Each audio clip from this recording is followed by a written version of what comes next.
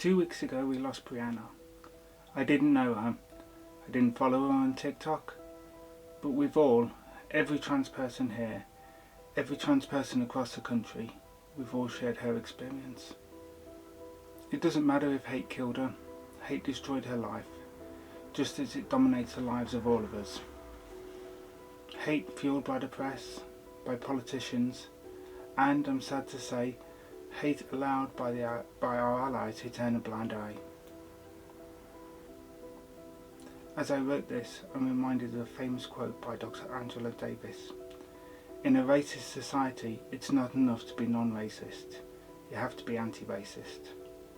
You don't get a free pass because you claim you're not racist. You have to actively oppose racism.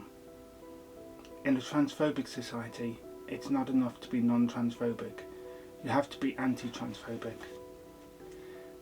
You have to stand up to transphobia in your workplace. Stand up to transphobic senior journalists. Stand up to transphobia in your party or your faction. Just days before Brianna was murdered, the leader of the major UK political party claimed she was too young to know her own gender.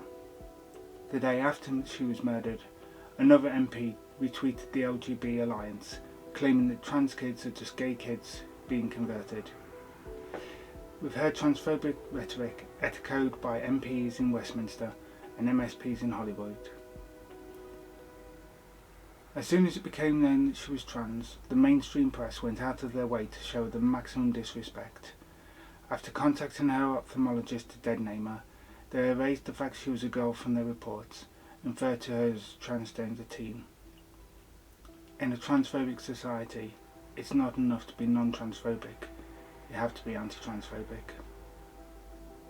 None of this is happening in a vacuum.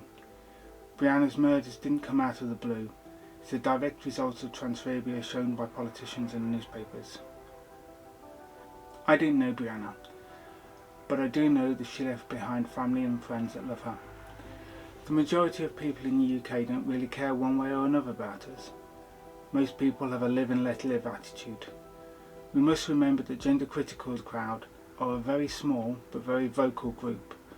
I believe the best way we can remember her is to live our lives as authentically as we can. My siblings, we are a strong group. We've had to be.